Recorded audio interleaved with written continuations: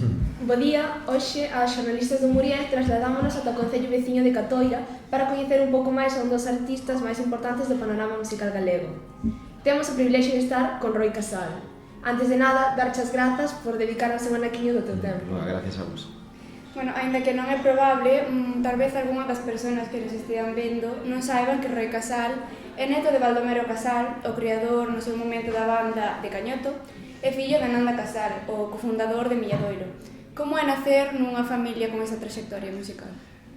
Sobre todo, bueno, o meu avó fai unha especial ilusión que nombres a meu avó. A verdade é que meu avó si que tiña unha pasión pola música, non tiña formación académica de ningún tipo, o que a él realmente lle gustaba era a música popular. Entón o que fixo foi unha banda de así para divertir en Catoira cando había celebracións. A mitad tocaban, a outra mitad non tocaban.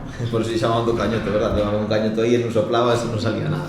Entonces, claro, eran tempos difíciles, no tempo da posguerra, o meu abuelo incluso foi reclutado contra a súa voluntade. Era un traballador máis e creo que tiña bastante máis mérito el que os seus descendentes. Obviamente, meu pai despois xa forma parte desa onda renovadora do país que ven coa transición, verdade? Ele está cando está morrendo Franco, España, Galicia empezamos a ser unha democracia como as europeas. Pois aí a meu pai pilla na universidade con ganas de facer moitas cousas, pensando que a nosa música galega non ten por que ser unha música menor como era considerada por aquel entón, que coinciden con dúas persoas que se dedican a outro tipo de música como Antón Seoane e Rodrigo Romaní, e os daqui de Catoira máis eles pois acaban fundando Milladoiro. Eu nazo no 80, lembro de pequeno chegar á casa e ver a meu pai de chegar de gravar de Dublín con aqueles discos de vinilo que había entón, con os discos míticos de Milladoiro, verdad? Pero para min era unha parte máis da miña vida, non era consciente nin agora mesmo, é dicir, a visión sobre o grupo miña é como digamos a banda sonora habitual da miña vida. Na nosa casa sempre hubo, con maior ou menor modestia, unha habitación da música que hoxe en día é un estudio, verdade? Pois para min eso, que haxa un piano na casa, unha gaita, un tambor, agora unha arpa, unha zanfona, pois é normal, que non entendería unha casa ou un lugar no que estar sen eso. Por eso a miña vida eu dedico má música, claro, por eso me parece moi ben a introducción gracias aos referentes que teño dentro da familia xa. Ten algún referente na música en galego? Na música en galega hai moitos, sí, por exemplo, desde Rodrigo Romaní, que gracias a quen eu fixen arpa, de ir a ver os concertos de Milladoiro e velo el tocando a arpa cun mérito increíble, porque recordemos que el compra unha arpa nunha tenda de música que había en Santiago, se chamaba Audio, e empeza de maneira autodidacta, sen ter ningún sitio no que impartiran clases de arpa, escoitando o que facían os chieftains e tal, pois empeza ela de maneira autodidacta a recuperar un instrumento que levaba, que en Galicia ten máis de 1000 anos de trayectoria. Xa hai arpas esculpidas no Pórtico da Gloria, que non é un invento de agora, non é que Rodrigo lle dara por comprar unha arpa, non, simplemente era un instrumento que estaba en total desuso, que tamén tocaba Emilio Cao. Obviamente Milladoiro para min é un referente máis alá da familia, verdad?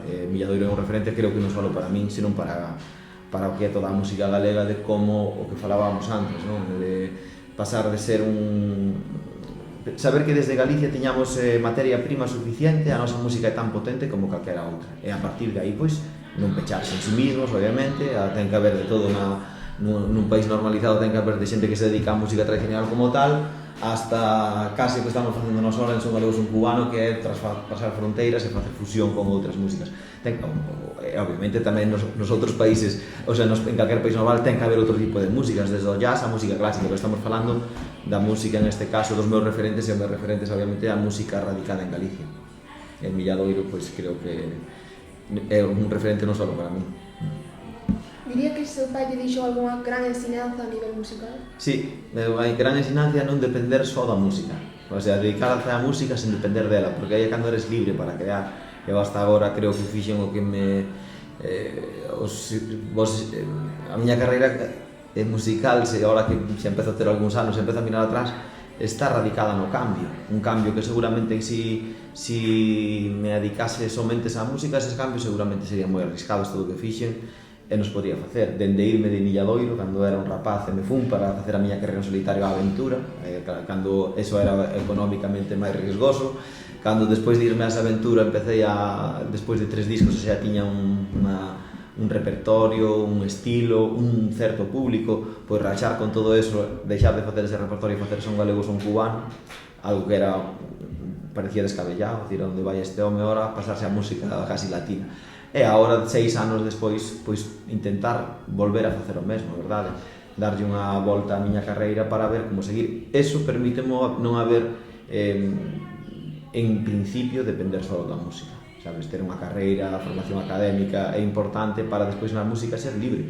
E esa liberdade na música, pois paradóxicamente fíxome que a música pois fora case a miña profesión principal, pero sabendo que a música, sobre todo a música en directo, ten altos e baixos, os que non somos mestres e nin nos dedicamos á música como ensinanza, senón á música en directo e a facer canción, sabemos que eso é algo que hoxe estás na estratosfera e mañán estás na casa sin ter un concerto. Por eso, e a música é así tamén o riesgo, é o bonito da vida, non? Entonces, por eso, o que máis agradezo ao meu pai o consello é adícate á música, que é algo que te enche por completo, se o consigues, pero tamén pode acabar sendo unha gran esclavitude, co cual non dependas dela só, para ser libre. Bueno, sabemos que non é só o mesmo instrumento. Poderías nos contar que instrumentos tocas e se te foi moi difícil aprender a dominalos?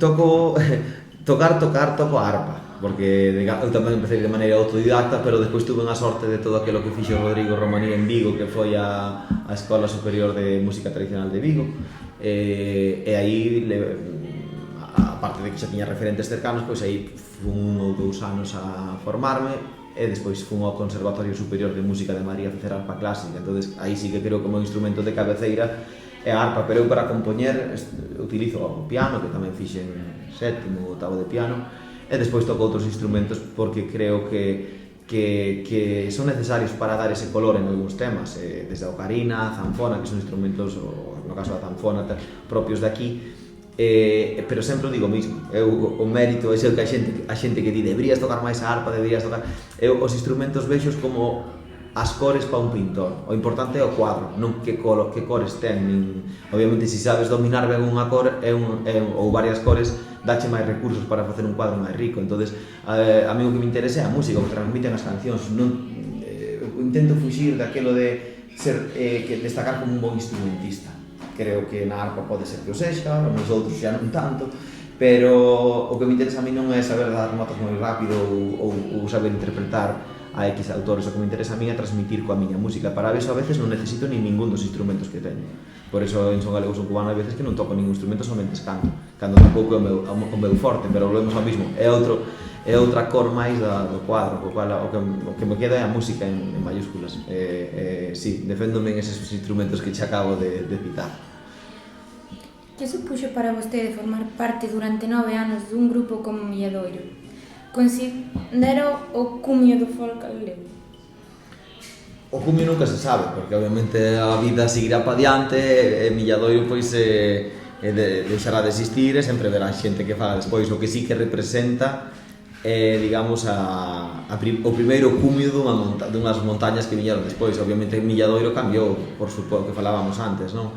Cambiou para sempre a percepción da música de aquí. Fixo que moita xente, moitos rapaces que tocar a gaita era unha cousa menor, o que lle molaban os Beatles e tal, que che pode molar os Beatles e máis a gaita, non están pegados un co outro, e fixo que meteu a nosa música tradicional nos auditorios, que por aquel entón había poucos, nos grandes circuitos da música a nivel internacional, da world music ou da música celta, verdade? Cando nós non estábamos integrados en nada deso. Eles foron os que realmente aquí, con ese movimento da democracia e tal, que aparece un grupo que tamén reivindicaba o noso como algo por en valor, desde o idioma, a nosa música, pois iso fixo que moita xente se sentira identificada con anos de agravio con a nosa cultura. Obviamente aquí chegou a estar a ser perseguido falar en galego, que non se nos olvide. A meu pai teñenlle dito por tocar a gaita que baixo que eches nandiño, tal. O sea, esa era a percepción que había sobre o galego, sobre a nosa música. Milladoiro que foi basado en unha calidade excepcional que sigue tendo ainda hoxe en día, nunha calidade musical, non só por o mero feito de defender o teu, que iso pasa a veces agora, non? Parece que por decir é que eu defendo o galego, pois xa che teñen que dar concertos, non? En galego tamén se fan cousas que non valen para nada, pero eles conseguiron facer unha proposta musical de calidade nun momento de dificultade extrema, porque daquela non había nin violinistas, que a violinista que tuveron que era filla de inmigrantes en Uruguai. Non había estudios, non había equipos de sonido, non había os auditorios que hai hoxe en día, e ainda así foron capaces de facer algo increíble, e que unha gran discográfica daquelas como era foi a Philips, Sony e tal, pois dixeran, isto merece a pena, e lles pagaran eses discos que gravaban, facíanme gracia, eles gravaban en Dublín os primeiros discos, porque a discográfica tiña ali un estudio, e decía meu pai, compartimos aí estudio con uns melenas, tal, eles gravaban de noite, nos de día, tal, estaban ali, e eses melenas eran dos, que tamén estaban empezando. Entonces, esa foi a aventura de Milladoiro, que a veces foron os primeiro grupo, os primeiro Goya que se lle daba unha banda sonora dase a eles. Bueno, a trayectoria de Milladoiro está aí, entonces eu creo que é algo que quedará para a historia. Os demais seguimos ese camiño que desbrozaron eles, e que había un monte cerrado, que non se sabía onde ir, eles abriron un gran camiño polo que ahora circulamos outros moitos para facer outras moitas cousas, e por eso o seu valor está máis alado feito musical, é moito máis que un grupo de música, un referente no compromiso casi co país. Como definirías o teu estilo? Esa é a pregunta máis complicada, que nin eu sei responder. O meu estilo é que eu este cómodo no escenario, tocando o que fago, defendendo o que crea realmente o que estou facendo, porque desde que eu estuve en Milladoiro facendo folk hasta os discos que está, por exemplo, Ninfa das Frescas Audas, a Rosa, que é música pop basicamente, agora Son Galego Son Cubano, que é música latina con fusión de música galega, é difícil, é un estilo ecléctico, creo que é difícil que a xente me encasille en algo, e eu mismo non o digo como algo positivo, que se compara un artista non é nada positivo, que a xente non sepa nunca que é o que vai a ver, é dicir, este rapaz agora que vai a facer, pero que eu teño que a vida foi me presentando distintas situacións na miña carreira, eu fui escollendo eses camiños que a veces me levaban a eso, a ter que romper co meu estilo anterior, entonces é un estilo ecléctico que xa digo, non é que sea bo, que incluso pode ser perjudicial para a miña carreira, pero que é co que eu me sinto cómodo. Eu quero facer en cada momento o que me apetece e o que creo que lle pode transmitir ao público un halo de autenticidade. Dicir, no, como esta fórmula me funciona, vou a repetir no tempo continuamente hasta que se esgote, pero sei que é a fórmula segura para seguir facturando, para seguir facendo concertos en directo. Non lle teño medo a eso.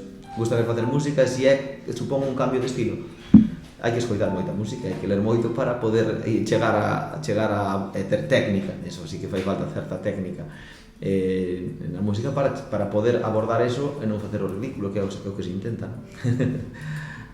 En que se inspira para as súas composicións? Hai moitas, por exemplo, desde veño de estar, cheguei un pouco tarde porque estaba xa grabando o que creo que vai a ser o noso seguinte single, e aí, pois, con unhas situacións personales a veces non? Que lle pos letra para que desde o personal poder poñer unha letra que a xente asuma, porque ao final os sentimentos que temos as persoas coincidimos máis ou menos, sempre nos pasan cousas parecidas, poñerlle letra a algo que poida ser universal, en ese é o que consiste en facer unha boa canción, pero desde un sentimento particular meu até inspirarme ou chegar, digamos, a seguir a liña de que, por exemplo, Son Galego Son Cubano me pon Neira Vilas de antes, verdade? Que me explica a relación entre Galicia e Cuba, el me fai as letras, entonces a partir de aí tomo como referencia eso, que despois el falece, entonces tamén é a inspiración é isto, ten que ser máis que un concerto de música, un homenaxe a Neira Vilas e a migración galega en Cuba, no caso de Son Galego Son Cubano, a inspiración era Pepe, como chamábamos en confianza, a cando faz unha letra de Ninfa das Frescas Audas ou Rosa, que son letras de Rosalía de Castro, ver que inspírame o poema, pero tamén a miña intención, que eu creo que eso sí que é o que me caracteriza o meu estilo, é facer unha música que tanto a ti como a miña avoa, se vas a un concerto, a xente de distinta edad, poidas transmitir algo, porque a forma de facer música, o estilo cambia de hoxe a como facía Martín Kodax na Edad Media. Os oídos estamos acostumbrados a certas maneiras de facer música, entón ti tens que presentar dunha maneira que sea asumible. Se eu me planto ahora no mismo estilo que fai Martín Kodax, a xente eso non lle mola. E eu estou seguro que si tamén co meu estilo que planteas na Edad Media, pois tampouco. Entonces, estás moi sugestionado por todo o que a sociedade que vive alrededor, o que escoita a xente, o que ti escoitas, e todo eso fai que non é que te inspires, é que te condiciona tamén. Entonces, partindo de puntos de referencia, como pode ser unha letra miña, unha letra de outro autor, despois intentas que esa letra teña sentido e que sea asumible para a xente que vai a escoitar. O seu último disco, Soy gallego, soy cubano, que ten de Roy Casal e por que elexiches ese título? Elixín Son galego, son cubano como título ao final de todo do proceso, que agora intentaré resumilos en alongarme moito porque foi un proceso longo, pero Son galego, son cubano fixámoslle ese nome porque ten o doble sentido, non? O de son de música o son cubano, que é como dicir unha muñeira, entonces é o sonido, verdad? E despois tamén o verbo propiedade, ser, pertenecer, son galego, son cubano. Ao final, Neira Vilas era galego, era cubano, por eso o meu obxectivo en eso era precisamente era conseguir o que estábamos falando agora.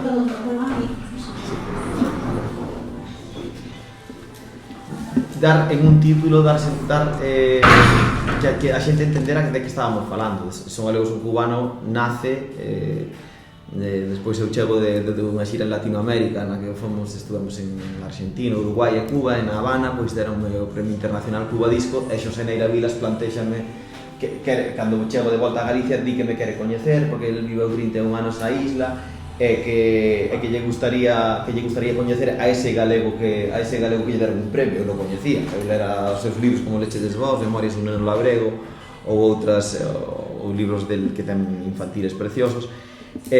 Chego a Vila de Cruces, el me di que viveu 31 anos na illa, que empezou traballando no Ministerio de Industria co Che Guevara, que desde Galicia, que el recorría toda a illa vendo que é o que fixeran os galegos de todos os anos, e que el tiña toda a información, decíame, non? Incluso no Instituto de Literatura e Lingüística da Habana deixanlle fundar a sección a sección dos estudios galegos, a sección de Galicia, que aí Neira Vilas deixou recopilado todo eso. El decíame, Roy, o noso himno, a bandeira, a Real Academia, se fai polos galegos que están en Cuba, que aquí non había sentimento de que o galego fora un idioma, por exemplo, e por iso fan casi a Real Academia fundas en Cuba, empezan a mandar diñeiro para establecerlo na Coruña. O noso himno faise porque os galegos decían, coño, os asturianos teñen un himno, os españoles teñen un himno, e nós non temos un himno, mandan facer un himno. A bandeira igual, despois dalle pena que os nenos rapaces, 16, 17 anos que chegaban a Habana e eran prácticamente man de obra, iban para sustituir man de obra esclava. No final de 1800 prohíbese a esclavitud a nivel internacional, eso de coller personas en África e esclavizalas en América, chegan á conclusión que non está moi ben, e Europa o que fai, di, bueno, non se pode coller en África, pois collemos nos lugares máis desfavorecidos dos nosos países xente para mandar alá, e isto é como empezan a chegar as primeiras fornadas de galegos alá. Eses galegos chegan alá, moitos empezan a traballar en centrales azucareras, había o dito de que un galego valía por 3 negros, o sea, imaginados como traballaban, e as rapaces, moitos caían en tráfico de prostitución, e foi durísima as primeiras emigracións. Entonces, eles os galegos dicían, para que non pasen, esta xente non pase o que eu pasei aquí, mandamos diñeiro para Galicia para facerlle escolas que sepan por lo menos chegar aquí sabendo ler e escribir para que poidan acceder a puestos de traballo que non sean os peores. Entonces, tamén eso, por todo Galicia, por toda a xeografía, hai unha chea de escolas que se pagaron con diñeiro que veu de alá, centros de saúde que se pagaron con diñeiro que veu de alá, e iso Neira Vilas decíame, Roy, é que é tremendo que esta historia non se coñece. Está nos libros de historia, pero a xente de agora non accede a esa información. Fai algo para que levar cada noite ás festas, aos auditores, á xente nova que escoita a túa música, que ti tes seguidores, fai algo fresco que a xente lle guste nun plano estético, verdade? Que sea que haxa coros, baile, instrumentación, pero que ao mesmo tempo teña un trasfondo de que a xente poida ver a punta do iceberg para que despois lle xinte a curiosidade de que é o que hai debaixo da historia entre Galicia e Cuba, da historia da migración galega en América, verdade? Dicíame, Roy, que no cementerio Colón da Habana hai enterrados 200.000 galegos. Non hai outro cementerio no mundo, nin contando Galicia, que teña tantos galegos e galegas enterrados. Entonces, esa historia estaba moi... Eu mesmo descoñecía en profundidade. Despois, obviamente, li moito, documenteime moito antes de gravar a primeira nota. E cando xa Neira Vilas me morreu, porque morreu antes de estrenar Son galego, son cubano, e non tiñamos título para a xira, pois acabai así falando coa xente, na familia, tal, dándolle moitas voltas. Non sei, nunha cena, creo, pois apareceu alguén dixo o do son, o de ser Son Galegos un Cubano, pois foi un proxecto que naceu no 2016, 4 ou 5 meses despois de nacer Neira Vilas, e prácticamente foi o seu último traballo en vida. Para min, xa digo, foron 6 anos de xira, unha pandemia polo medio, pero 6 anos de xira excepcionais, e obviamente Son Galegos un Cubano que dará o seu pouso no meu repertorio para o resto da miña vida, claro.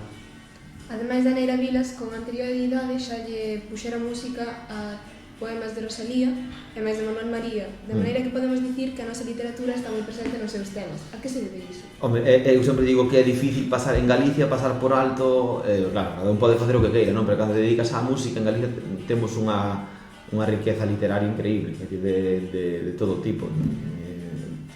Por eso, ainda que eu tamén compoño moitas letras para as miñas cancións, obviamente non estou á altura de ningún destes autores, pero sí para facer música eu sí que necesito a veces facer letras e expoñer, digamos, cousas que me guste que non encontro en outras letras.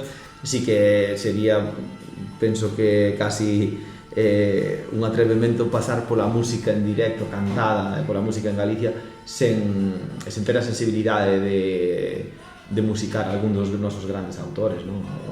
Non é o único que eu fago, ni moito menos, a miña música vai máis alá deles, pero sí que creo que vale para tamén volvemos ao mesmo, levar aos escenarios gran parte da nosa riqueza literaria, non? Letras como Ninfa de Frescas Aguas ou Rosa, que escribeu Rosalía de Castro hai 150 anos, son os temas que mellor nos funcionan a nos en directo, moitos deses. Quero dicir que ela foi unha avanzada ao seu tempo no tema do feminismo, da literatura, da arte, da defensa do idioma. Escribir en galego canto daquela prácticamente séculos escuros. Ela precisamente é unha das autoras que acaba cos séculos escuros, que empeza o rexurdimento con ela, verdad? O cual é unha maneira tamén de reafirmarte como que eres, como galego, sin ter en contra nada dos demais, que eu teño tamén grabado cancións en español, sen ningún complexo tamén. Obviamente forma parte do que eu son, pero si de a miña lingua materna é o meu país é Galicia. Sí, por eso creo que é natural que musique a Manuel María ou a Rosalía de Castro. Percibiu que esa defensa pública da nosa lingua provocase rexeitamento ou discriminación cara a vostede en algún momento? Non, nunca. É máis, xogo a favor. Eu creo que vivimos nun país no que aparte que en eso son franco, creo que o problema do galego non está nas institucións. Si todo o mundo que di que defende o galego educara realmente os seus fillos en galego, como eu fago, o galego non tería ningún problema. O que pasa é que o galego moitas veces queres utilizar como arma política, ese é o peor favor que se lle pode facer a un idioma. O galego estuvo reprimido durante moitísimos anos en Galicia e sobreviveu gracias aos galegos e galegas. Falábamos agora, estuvo prohibido. Eu lembro de pequeno ir a un barco no Grove, debe ter 4 ou 5 anos, no que ainda non lle quitaran a placa de prohibido hablar en gallego. Eso lembro de unha das... O galego sobreviveu, co cual que non me veñan agora co conto de que é a xunta ou tal, que lle ten manía. Non, si chegou a estar prohibido non desapareceu. Si agora está desaparecendo porque a xente non lle quere falar aos fillos. Ese é o que hai que pensar, que hai que facer. Obviamente, as administracións teñen unha responsabilidade, pero non teñen a única responsabilidade. Aparte, hai un feito empírico, eu falo sempre, por exemplo, vou a facer un par de preguntas, ainda que eu son entrevistado, pero para que vexades que empíricamente o que estou dicindo, que eu son farmacéutico, son de ciencias, gústame analizar as cousas matemáticamente, o que estou dicindo é certo, é dicir, ao fin e ao cabo parece que hai algún partido que lle ten manía ao galego, hai outros que non, pois onde se fala menos o galego na actualidade? Nas cidades, verdad? Nas cidades, no rural. Pois nesas cidades non goberna. Esa xente que vota a eses partidos, que non goberna na xunta, son a xente que menos educa os seus fillos en galego. Entón, que quero dicir isto? Non ten nada que ver ca loita política o galego, non o ten que ver. Eso querenos meter eso na cabeza para utilizalo, para sacar rédito.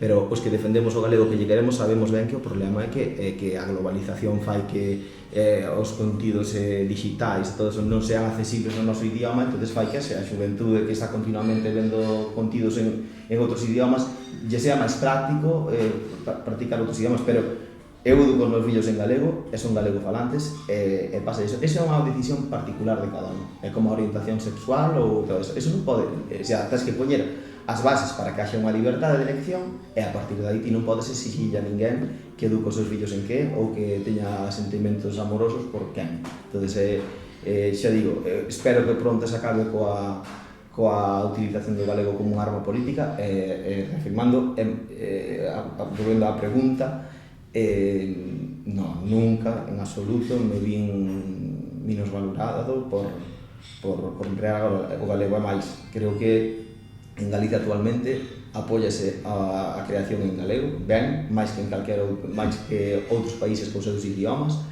e creo que vivimos en un lugar no que é habitual que ver grupos de toda índole, de rock, de pop, de ska, de tal, tradición, cantando en galego, sen que ninguén diga nada por eso e sen que ningunha administración, polo menos, os discrimine por eso. Despois os circuitos comerciales económicos, que a mellor non lles xa, pero que sea así, que decir, de distribución, pero eso xa é o sistema no que estamos montados. É dicir, eu cantando en galego teño máis difícil chegar a Estados Unidos que a mellor cantando en español, seguramente, pero que eu son galego. É dicir, bueno, cubano tamén está útil.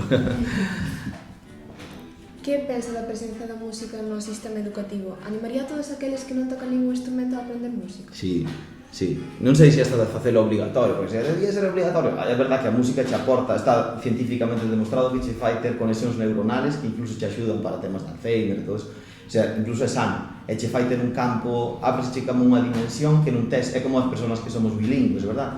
Tes outra serie de facultades que non teñen as persoas monolingües. A música pasa algo parecido, que pasa que eu hasta aí non chego a decir que debería ser obligatorio. Obligatorio non o sei, pero que que é algo que enriquece moitísimo as persoas, que civiliza, que fai que a sociedade sexa mellor, que sepas transmitir maiores. É unha maneira máis de transmitir sentimentos a música. É unha maneira máis, entón é como que che den unha linguaxe na que expresar cousas que as palabras non poden. Entón, que un ser humano pase pola vida sen ter esa ferramenta, penso que é peor que si a dispoña. Por eso creo que sí que as nocións básicas, ainda que despois se profesionaliza eso, nocións básicas de música, eu creo que sí que debería estar no sistema educativo. Sí. Bueno, sabemos que és compositor, cantante e músico. Se tiveses que quedar cunha soa destas facetas, cal sería? É difícil, porque, mira, eu ao final fago eso para facer a miña música, o sea, non é fago eso porque me apetece facer moitas cousas. Eu fago música na miña casa, compoño música, para despois interpretarla en directo, e moitas veces casi sempre teño que cantar, o sea, a forma é como separar esas facetas para mí é complicado. Eu non son capaz de subir a un escenario e tocar unha canción, nunca o faga, que non compuxera eu, ou que non estuvera mayoritariamente, en un momento dado facer unha versión, claro, un tema tradicional, claro que o cantas, pero é dicir, é o que realmente me gusta é subir e enseñarle ao público o que eu fixe na casa, o que eu transmitir os meus sentimentos, que falábamos antes, non? Entón, por eso, discernir unha da outra é difícil. Eu non sería capaz de ser cantante sen cantar o que eu compoño. Non sería capaz de ser compositor para outros. Non sería capaz de ser instrumentista solo. De feito, fui un instrumentista en Milladoiro, fume porque eso non me chegaba. Entón, ao final, non sería capaz de quedarme con unha faceta sola. Que sí, que me gusta moitísima a música en directo. Penso que é un subidón como cando eso, aparte que teño a sorte de que as nosas xiras ahora últimamente son moi grandes, que eso, o de salir ao escenario, estar durante 2 horas interactuando co público, eso é algo que é indescriptible. Sí, pero tampouco me chegaría solo con eso. Eso podía ser cantante dunha orquesta e ter eso, e non me dedicaría a eso nunca, por respeto que yo teño aos meus compañeros das orquestas, pero non é o que eu busco na vida. Eu busco eso, pero si eso se consigue que as notas que se compós unha detrás da outra desde cero, desde un papel en blanco empezas a facer eso, orquestar todo eso, chamar aos músicos, facer os arranxos, preparalo para directo, facer a produción, leválo, todo ese proceso é indisociable para mí. Conta coa colaboración de outros artistas? Para Son Galegos Son Cubanos, sí, participou Pablo Milanés, participou Larisa Bacallao, chamei a meu pai que forma parte de Milladoiro, e obviamente despois outros músicos que non son artistas, non teñen carreira artística, pero sí que claro, na túa banda son músicos e son artistas, non son coñecidos, pero sí, facer eu só eu lidero, por exemplo, as miñas xiras, obviamente, son de Roi Casal, lideradas por min, pero a colaboración creo que un dos grandes secretos dos meus directos é a banda que me acompaña, co cual eu considero os artistas a cada un deles, co cual, sí, ao mellor non son artistas coñecidos como Pablo Milanés ou os que che comentei antes, pero para min son máis necesarios e máis fundamentales na miña carreira que Pablo Milanés, co cual, pois sí, claro que conto con 10 artistas de primeiro nivel nos meus directos, sí. A xira deste último disco comezou no 2016. Sí. Ten xa data de finalización? Sí, finaliza esta temporada como tal, obviamente estamos xa traballando, por xe decía, na xira do ano que ven, por xe decía que xa mañá miña de estar facendo eso. Pero bueno, son galegos un cubano, volvemos ao mismo, ninguén se lle pasa ir a un concerto do Rolling Stone a que non cante Satisfaction ou de calquera outro artista que non cante unha das súas, verdad, cancións referentes. Son galegos, son cubanos e quedarán gran parte dos seus temas incorporados no meu repertorio, pero toca facer cousas novas e integralo nunha xira na que xa estamos traballando a tope en todos os sentidos, desde o nome da xira, o concepto, a ambientación musical, que creo que vai ser o seguinte paso na nosa carreira, na miña carreira. Teño a sorte de que son galegos, son cubanos durante 6 anos, valenos para medrar como productora, para ter grandes profesionales desde na técnica no plano artístico que nos asesoran, e ese equipo por primeira vez ese equipo vai a poder traballar desde cero, porque son galegos, un cubano foi unha casualidade, unha universal, de que eu conducían a Neira Vilas, fui a gravar a Cuba, bueno, foi unha cousa feita así un pouco a caída, de ver como ia salido, con calidad, pero sin ter un orden previo, e agora, sí, temos a madurez e o personal necesario para afrontar que é o que queremos facer con determinación e coa seguridade de que estamos nun gran momento en directo. Para nós, esta última xira deste ano foi a máis grande que fixemos nos últimos anos e creemos que estamos en disposición de facer algo grande, digamos, a nivel musical. Non me refiero ao escenario máis grande ou máis pequeno, refiero a algo grande, que eso, obviamente, é cuestión de cartos. O que tamén fai falta un mínimo de técnica, obviamente, non vamos a ser hipócritas, pero cando me refiero a algo grande, a facer cancións que cheguen a moita xente, que a xente se sinte identificado con elas. A iso me refiero con facer algo grande na música. Dos premios e recoñecementos que lle otorgar ao longo da súa traxectoria, hai algún máis especial que outro? Sería injusto decir que a xente que che dá un premio decir que o do lado foi máis especial, pero sí que dos que teño, a verdad que non sabría dicir, sei que teño algúns premios, non teño moitos, pero dos premios que teño, o que máis me cambiou foi o Premio Internacional Cuba Disco. O premio que o ano anterior lle deran a Paco de Lucía, que a mí me deran por Máxicamente Bello, e que fixo que Neira Vilas dixera can é a ese galego, a ese rapaz que lle deron un premio en Cuba, que os seus amigos do Ministerio de Cultura lle dicían que sepas, Pepe, que premiamos un gallego. Entonces el dixo que quixeme conocer, e iso cambiou moito a miña carreira, que igual non polo que significa o premio en sí, que obviamente me gusta que me den un premio, teñome dado outros, pero sí por o que significou no feito de que o premio fixo que aparecera son galegos cubano. Bueno, xa nos comentaste algo certo pouco. Poderías nos adiantar un pouco dese proxecto no que traballas? Sí, o proxecto no que traballo agora, obviamente, xa ten un título definido, pero bueno, eu creo que decir un título sin explicar o porqué, é dicir, non podo explicar máis o porqué que dixo o título, o porqué a todo o mundo che chega un momento, verdade? Porque a xente dime esta mesma pregunta que me facedes de que vas a facer despois de ser un galego ou un cubano, verdade? Faimo moita xente, dicir, claro, un proxecto tan exitoso como ese, a todos os niveles, que vas a abandonalo. Entonces, pero pásanos a todo o mundo na vida, chega un momento que tens que escoller, sempre tes dous camiños diante, verdad? É dicir, escollo isto ou escollo isto, escollo esta relación personal ou non a escollo, escollo estudiar isto ou non o escollo, entre orientacións políticas, de todo tipo, de profesionais, voume de aquí, non me vou, a xente, ese é un sentimento que nos pasa a todos continuamente, a min pásame na música.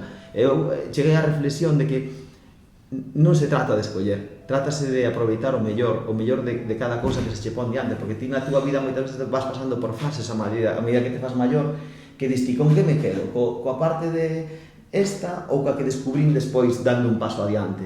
E ao final te daste conta que non eres ningún, eras a suma de todos esos conocementos que vas tendo. Entonces por eso a miña xira vai a ser eso, non vai a ser que teño que escoller se fago latino ou se fago tal, se son o Roy que facía estaba en Milladoiro ou son un Roy posterior, se fago pop, non, son todo eso. Entonces que o público, eu agora o que necesito que o público veña a verme é que vexan recollido en unha xira toda esa falta de definición nun estilo, co cual pode sonar a caos, é dicir, eso vai ser un caos, a gira, non, claro, aí está o reto. O reto agora é de unificar todo o que levo feito en ambos mundos, que é como se a xira.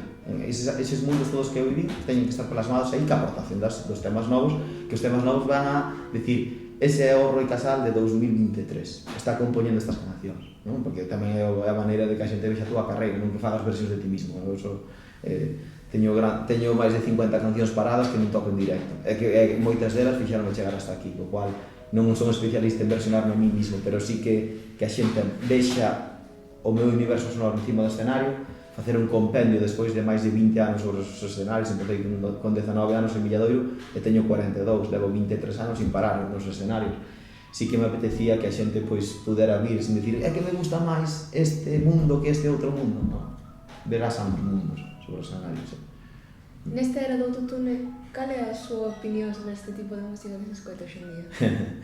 Sí, é verdad, outro día escoitaba unha entrevista a Pablo Milanés dicindo que o que se fai agora que a música está moi deteriorada, que son produtos comerciais. Sí, é verdade que é a que máis trascende, porque agora por primeira vez que ten en conta que por primeira vez nós temos uns dispositivos que nos chega todo en tempo real. Eu, cando tiña 18 anos, non había un dispositivo. Ibas a comprar un disco, pero o disco non viña a ti. Ti comprabas e tiñas na casa o que ti habías seleccionado. Entón, escollíalo, digamos, en función ao teu criterio musical. Isto non te enseña a música nin os TikToks en función do teu criterio. O criterio que sigue isto é un criterio comercial, que o que está en Miami, non sei que, quere que se escoite isto. Entón, a xente, como está invadida por digamos, polos medios tecnolóxicos, acabas escoitando o que determina nunha xunta de accionistas. É iso que está pasando, que a calidad musical non é o que prima a hora de que a xente acceda ao contido, porque xa non accedes ti de modo. Antes tamén pasaba, había os medios de comunicación analóxicos, e iso pasaba, pero non tan masivamente nin tan intensivamente como agora. Entonces, creo que é o que está pasando agora. É como todo, facer un abuso das cousas. O autotune está ben porque, mira, tipo, autotune, eu non uso autotune, pero si que a mellor nalgún tema faz unha toma de arriba a baixo e diste que bonita quedou esa, pero desafinei en esa nota. Colles esa nota e cola no sitio, se ves que é unha cousa que non é artística. Claro que sí, quen diga que non o fai minte, é dicir, pero outra cousa é pasar a túa voz directamente polo autotune, verdade? Iso tamén, ese é un estilo casi, verdade? Que diría un estilo, pero volvemos ao mismo, ao final, os que somos músicos de raza, de corral, digamos, falábamos moito dentro da nosa banda, músicos que estamos entre os 40 e os 50, que nós facemos música de outra maneira, somos máis analóxicos, máis gustanos escoitar a tímbrica dos instrumentos, e hoxe en día é verdade que a música eu creo que incluso a nivel de calidade de audio, ten máis calidade un vinilo que o que se escoita un MP3 deste fichemiento, que non hai frecuencias. Despois, como os altavoces son estes, tíos, os medios, os graves non os escoitan, entonces estamos creando unha xeración de xente que escoita unha música en un rango moi determinado de frecuencias, con unha estética moi determinada porque é a comercial, entonces parece que está reducindo todo, verdad? Pero eu sigo creendo que decía Pablo tamén na entrevista, que siga vendo a xente que fai boa música, que pasa, non está tan, digamos, non circula nos circuitos comerciais como circula esa, e sigo pensando que a boa música sempre estará presente. Que este nun momento mellor que pareza complicado, pode ser, pero eu en eso sempre son optimista. Eu fago música que non é comercial, e non teño queixa. O sea, teño un público que a escoita, hai público para todos. Que ao mellor o outro é o mayoritario, sí, pero tamén vai máis xente ao McDonald's que é un restaurante de lujo, igual é o mismo problema, sí. Se puidedes elexir, ante quen che gustaría tocar que non fixera xa?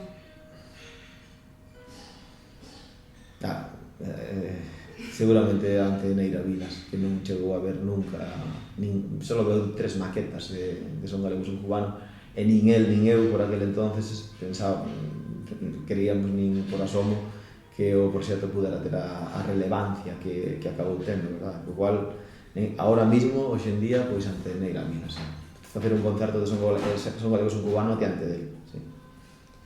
Adicas a ser músico os 365 días do ano ou compaxino con outra profesión? Compaxino con moitas outras cousas.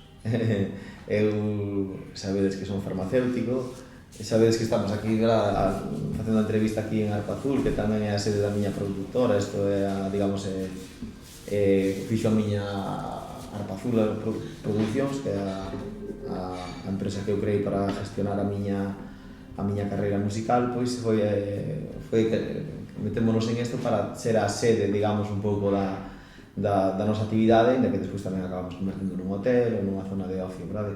Pero sí, teño outras actividades máis alá da música. Ninguna me enche tanto como a música. Non me dedico 365 días do ano á música só, ainda que hai etapas nas que me concentro en eso, non fago outra cousa como ahora mesmo. Levo 1 ou 2 meses na que teño delegado o que teño que facer, o que se pode delegar. Na cuestión da farmacia hai cousas que non se poden delegar, entón sí que teño que estar eu, pero no que sí que se pode delegar, por exemplo, aquí son moitas cousas, teño xente de absoluta confianza que me permite a min pois dedicarme ao que realmente son, que eu son músico. Despois teño unha profesión tamén que é ser farmacéutico, e despois teño unhas necesidades para eu poder levar a miña música a directo, pois teño unhas necesidades técnicas e empresariales que cheguei á conclusión de que subcontratándoas son moi ineficiente e acabo discutindo co tipo que lle contrato, o cual prefiero que sea meu. Entón, esa é a miña, prefiero que a produtora sea miña, que os equipos de sonido e luz sean meus, que iso é un esforzo inversor, é máis traballo, sí, pero na vida non hai nada sin traballo. A calquer persona que lle preguntes como lle foi ben, se non son fillos de ricos, nin fan cousas extrañas ou ilegais, eu a xente que conozco que lle vai ben ao largo da miña vida porque traballan e teñen talento, pero sobre todo polo traballo. Inde que teñas talento, se non traballas non vas a ningún lado. Entonces, sí, levoume máis traballo chegar aquí, pero tamén me permite facer esa entrevista ca liberdade de que eu para o ano que ven, na xira do ano que ven, na cuestión musical, volvemos ao principio da entrevista. Tes a liberdade de facer o que queres, porque as equipacións son túas, os técnicos traballan contigo para ti, entonces ao final non estás condicionado a dicir, no, que iso non se pode facer porque son moitos músicos e os equipos valen máis cartos, iso non se pode facer porque o noso técnico non sabe, non, é dicir, ao final teño libertad absoluta incluso a nivel de arquitectura empresarial para poder abordar concertos de gran formato. Estou nun momento, xa digo, creo que ainda non son un vello, ainda podo seguir dedicándome á música en directo algúns anos máis, e teño un equipo de xente que desde Marga, a Susi, a Luis, aos técnicos, a xente que teño na farmacia, pois que entenden as miñas circunstancias e entenden que a veces me chaman por teléfono e teña apagado o que estou grabando e non lle fago caso a nadie de que este ardendo hotel, sabes? Sí. Bueno, ti mismo dixestes, hoxe atopámonos en Arpa Azul. Poderíanos contar un pouco máis sobre como xurdiu este proxecto? Este foi outra tolería máis, esas que a veces nos metemos, como son galegos en cubano. Básicamente, o que estábamos falando agora, ao longo das nosas xiras, e como son galegos en cubanos, eso incrementouse, tuvemos que ter unha técnica importante de sonidos, de luces, de equipación, de todo eso que ao final, cando se pon a transportar, ten que ir en varios camións, e nos chegou o momento que a productora medrou tanto con este espectáculo que non tiñamos onde guardar eso, literalmente, non tiñamos onde guardar as cousas. Entonces, guardando en algún almacén pequeno que tiñamos, despois xa quedaban os camións montados, as cousas dentro, pero eso xa quedaba na rúa, era un peligro. Entonces chegamos a concluir, hai que comprar unha sede, unha base de operacións para agarrar todo eso, para nos poder ensayos. Este inmueble estaba en ruínas e comprámoslo por unha nave que ten aí na parte de atrás, na zona da piscina, para agarrar os nosos equipos, que siguen estando aí, ainda que xa están a punto de salir de aí para outro lado, porque tamén se nos queda pequeno. E cando despois tiñamos este inmueble, dicimos, que facemos con todo isto? Que estaba a terra aquí, a Uralitas, todo era bueno, Bovedilla era unha desfeita. Decidimos que tamén sería bo, pois, esa experiencia que temos das xiras internacionais, de ir tocar fora, esa experiencia, dicir, que che gusta e non de ali onde te quedas a dormir. E toda esa experiencia, pois, aplicala, digamos, xa que temos un inmueble, apliquémoslo aí, que a xente poida vir a dormir aquí e que vexa un lugar distinto, un lugar no que conviven ambas actividades, pero que é un lugar de ocio, de esparcemento, desde a zona da piscina, o chill out, a pantalla, os apartamentos. E pouco a pouco fomoslo facendo da nosa maneira, sen contar con a axuda de ningún arquitecto, nin decorador, nin nada. Foron 1 ano e medio de traballo intenso e cando fomos a abrir, apareceu a pandemia, o cual imagínate, e a Arpa Azul nace así, da de necesidades de darlle á produtora un espacio físico no que almacenar as cousas, pero ahora acabouse convertindo en outra moi distinta, porque esa vida é así, e a veces queres unha cousa e normalmente non sucede o que ti pensas que vai suceder, pero tamén normalmente se traballas sucede algo moito mellor. Eu creo que sería unha pena que isto fose un almacén de equipos de sonido. Está moito mellor así. Por eso agora temos que buscar outro almacén para eso, para o proxecto que conecta esta zona coa da piscina está xa moi avanzado e faremos algo que creo que vai estar que vai a ser moi arco azul e vai a sorprender a todos, pero bueno, eso se verá a luz o ano que ven.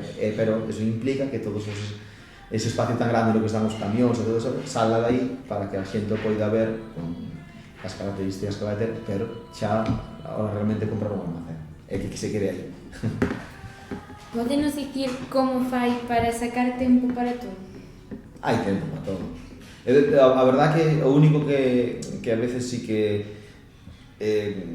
mira, por exemplo, cando foi Arco Azul, eu levantaba ás 6:30 da mañá todos os días e viña aquí para estar ás 7 cando empezaban os traballadores e darles orden, despois iba á farmacia, desayunaba na farmacia, iba a facer deporte, despois estaba polas tardes, pois se non tiña concerto, pois no estudio, esa é a miña vida normal.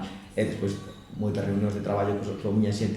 Ao final é organizarse, e tamén teño tempo para ter tempo libre, pero sí que cheguei á conclusión de que non facendo así, por exemplo, estando solo na farmacia ou sendo solo músico, caería pronto nunha depresión, porque eu necesito ter actividade, necesito crear, e cando é crear non é solamente crear unha canción, a veces é crear outras cousas, como crear este espacio, que foi creado así, xa digo, sin ningún asesoramento externo, co cual cóstame dispoñer de tempo libre, e iso creo que sí que é unha, digamos, das cousas que teño medo de arrepentirme no día da mañá, porque teño dous nenos pequenos, e a veces cando chegan da escola sempre me pillan facendo cousas así por aí ou me pillan fora temporadas, e iso espero poder revertilo. Despois, se non fora por eso, non me importa non ter tempo libre. Eu levo 6 anos sen ter 3 ou 4 días consecutivos de vacacións, nunca, pero eu sinto-me feliz facendo o que estou facendo. Eu marcho de vacacións a un sitio distinto e estaría preocupado por estar perdendo tempo, porque eso decía Moneira Vilas, decía Roy, dille Pepe, cando gravemos en Cuba, antes de falecer, decía, gustaríame que viñaras a ver o estreno a Cuba, dicía, mira Roy, que eu en Cuba, un viaxe meu a Cuba, son 15 días entre que o preparativo de ir, estar ali, o decía tamén un impacto emocional para min despois de volver de tantos anos, pero sobre todo, sabes o que me pasa? Porque eu a miña edad xa non me quedan 15 días para gastar así en un viaxe desas características, sería moita cousa para facer. Eu non son Neira Vilas, nin teño a súa edad, pero sí que prefiero gastar unha tarde dun domingo facendo unha canción ou facendo algo de deporte que estando aquí tomando unha caña, digo sinceramente. Por eso a min aquí se me encontra pouco, porque non é digamos, teño lugares mellores nos que gastar o tempo, sí. Onde te ves dentro duns anos? Dentro de moitos no cementerio, pero non o sei porque onde estou agora non me vería, non me vin, o sea, na miña xuventude non me vin aquí nin de hostelero, nin de, entonces non o sei. Espero que sendo feliz, porque ao final é o que non sei onde nin con quen, pero sendo feliz, sí. Non son en eso, teño moitas pretensións, nin ten moito sentido facelas, porque daste conta cada vez que vas cumplindo anos que eses cálculos nunca se cumplen, porque tens que vivir o día e intentar ter unha base que che permita ser feliz. Claro, non vas a ser de non, vivo o día e mañán que chova. Non, obviamente tens que poñer as bases para que o día de mañán che sea cómodo alcanzar a felicidade, que non é só cartos, nin propiedades, nin moitísimo menos, pero sí, seguir encontrando a maneira de ser feliz e de non caer na desesperación. Se te pos a pensar moito en que é a vida e todo eso, todo o mundo acaba tomando antidepresivos, se o pensas, entonces sí, encontrar a maneira de seguir adiante sin pensar que o mañán é o día que chega a felicidade. No, ese mañán nunca chega, se non tes agora non o vas a ter, entonces é eso. Seguramente facendo música, porque é o que creo que realmente se me dá ben, e o outro é un añadido para poder facer eso, o cual seguramente me encontrarán facendo música, non sei cal, pero Puxose algunha meta na música que queira chegar? Sí, algunha inconfesable e outra sí, a meta a que me gustaría chegar é a de ser un artista con trascendencia internacional, pero sin perder a túa esencia, de onde eres e do lugar que eres. Non ter que travestirte ou que facer cousas que non che gustan ou que ou que está ao son digamos, do que está de moda ahora mesmo. Ainda que, obviamente, volvo a decir de antes, todos estamos sugestionados polas modas, pero non ter que escoller entre unha cousa ou outra. Ser capaz de conseguir eso sin abandonar o que une. O sea, cando me refiro a éxito non é son as 40 principales, sino que ao final un músico que queres é trascender. É que cando ti xa non estés, a túa música se siga escoitando. O sea, é o máis cerca que pode estar un ser humano da inmortalidade, verdade? Que cando dentro de 100 anos que alguén poña algo de Son Galego Son Cubano, e o sea, que Neira Vilas e os que participamos nese disco, pois tes certa inmortalidade en ese feito. Entonces, a eso me refiero. Esa inmortalidade, a canto máis xente chegue, pois máis vivo estás. Por eso me refiero a que non ser inmortal a calquer costa, a toda costa, sino ser inmortal pois desde Galicia, desde o que un é. A iso é a cuestión, realmente. A que trascendencia. Porque creo que, agora que teño nenos, fai falta elementos inspiradores para que a xente vexa que non fai falta abandonar o que un é, non fai falta deixar de falar o idioma que un ten, non fai falta para ser feliz na vida, é para facer cousas boas. E, obviamente, o idioma, todo eso, non ocupa lugar ter moitos outros, pero ese, digamos, colonialismo cultural que temos hoxe en día, verdade? Que parece que só as cousas que veñen nun certo sitio van a funcionar ou facendo dunha sola maneira. Eu sempre me rebelei contra eso, sempre. Eso é un outsider, por eso non teño discográfica, non teño productora, non teño manager, non teño nada deso, porque ao final, como as produtoras e tal, son empresas que formadas por xente que fan as cousas dunha determinada maneira. Pois se eles o poden facer, porque non podo contratar igual xente para que fagase por mí? Esa é a miña reflexión. Entón, eu intento facer as cousas á miña maneira, ao meu xeito, e que toda esa xente que está alrededor non condiciona o produto, senón o produto é o que vos vai a condicionar a vos. O produto son eu, é a miña música, é a que vos condiciona a vosa forma de traballar. Non ao revés, non é que tenemos que vender tanto para que mi nómina se pague. O primeiro é a canción, pois se a tua nómina non se paga, pois tenes que buscar outra maneira, pero o primeiro é a música. Entón, en eso estamos, eso é o, digamos, o que a esencia do que fago, de son a música. Bueno, só non nos queda desexarche toda a sorte deste mundo, ainda que te seguro non o vas a necesitar. Bueno, sí. E tamén darche enhoraboa pola actuación que fai relativamente pouco fixastes en Rianxo, na nosa festa de Guadalupe, sí, na que podemos gozar da tua música. Pois moitas gracias a vos. No, gracias a eso, sobre todo gracias a Rianxo, que eu son de Catoira, pero vivo en Rianxo desde hai 6 anos, é verdade que é un lugar fantástico, de xente coa que me sinto moi conectado con esta maneira de ser, de decir, non estamos ás modas, somos como somos, non temos intención de cambiar, co cual é un sitio que me queda moi cerquiña, xa biche, de solo me retrasei 10 minutos e estaba salindo da miña casa, co cual, sí, gracias a vos e ao público, aquí estere aí polo que sea preciso para seguir respondendo, si se pode, as preguntas, claro. Moitas gracias. E máis, te fan falta 7 capítulos para escoitar todo isto. Agora tamén, se non che